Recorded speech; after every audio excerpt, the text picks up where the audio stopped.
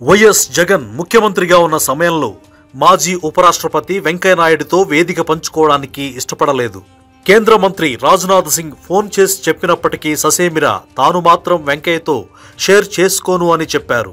దీంతో రాజ్నాథ్ సింగ్ ఆ పరిశ్రమను వెంకయ్యనాయుడు గారు చెబితేనే ఇచ్చాం, ఆయనతో మీరు స్టేజ్ను షేర్ చేసుకోను అన్నప్పుడు తానొక్కడనే రావడం సమంజసంగా ఉండదని రాను అని చెప్పారు.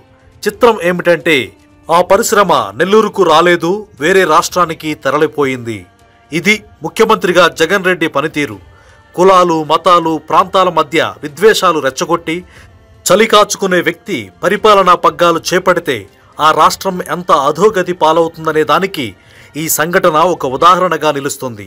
తాజాగా ఈ విషయాన్ని నెల్లూరు ఎమ్మెల్యే కోటంరెడ్డి శ్రీధర్ రెడ్డి ఓ ఇంటర్వ్యూలో వెల్లడించారు. ఆ కంపెనీ వచ్చి ఉంటే కొన్ని వేల ఉద్యోగాలు వచ్చేవని, కానీ తెలంగాణలో ఉన్న ఆస్తులు, కర్ణాటకలో ఉన్న ఆస్తుల విలువ తగ్గకుండా చూసుకోవడానికి జగన్ ఏపీని అభివృద్ధి చేయలేదని ఘాటుగా విమర్శించారు.